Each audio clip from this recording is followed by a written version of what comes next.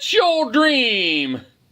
Have a mobile app, and it's something that kids can create on, and then what do they do with it? So as we're expanding, we're now getting into kind of physical and digital play, and we launched this product called GoldieBlox and the Movie Machine. And the whole premise is that the Bloxtown Film Festival is canceled because the projector is broken. So Goldie and her friends build a Zoetrope, which is the first pre-cinema animation machine where you spin it around and look through the slits, and you can actually make your own movies. Okay. And then the app, you can make your own animated GIFs, and you can actually print them out and load them into your Zoetrope. So it's kind of screen time meets engineering. Yeah, and this girl's building a robot.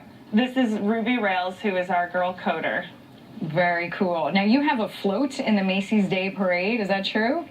We went for it, yeah. Yeah, good. All out. Go big or go home. You can't go bigger than the Macy's Day Parade. So can you tell us about it, or is it top secret? I'll tell you. Okay. So parade floats are engineering marvels, and we just couldn't resist the opportunity to build this amazing kind of larger-than-life float that looks like a giant GoldieBlox toy. And the coolest thing about the float is that it's actually girl-powered. So we've got GoldieBlox herself, who will be riding a bicycle on the front, moving these gears that move a belt drive that make the whole thing come to life.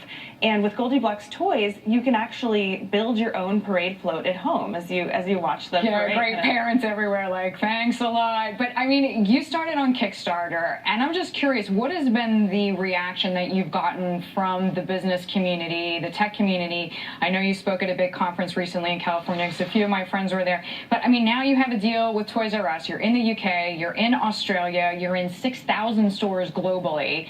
That's a pretty big trajectory for just starting on Kickstarter. We've had this explosive growth, and the thing is, I launched on Kickstarter through crowdfunding because the toy industry people all told me that girls like dolls, boys like building, and you can't fight nature. And so to be able to put up this idea out into the world and get such a strong reaction from parents is so incredibly validating because it's so badly needed. And girls are so much more multifaceted than that pink box that the toy industry puts them in, and it's time for a change. So is it funny to you to now have all those people knocking on your door looking for distribution deals?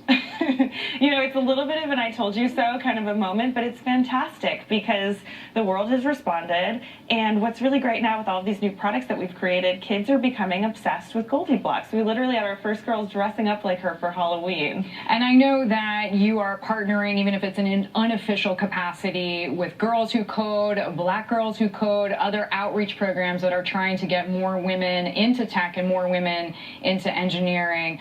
What is the sharing, what is the exchange like for both parties? Well, GoldieBlox, we're really focused on appealing to girls kind of 4 through 12.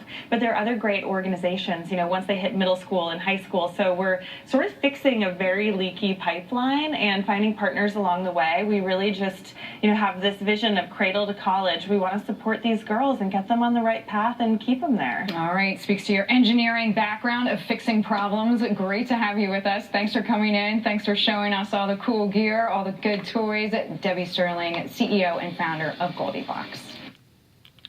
What's your dream?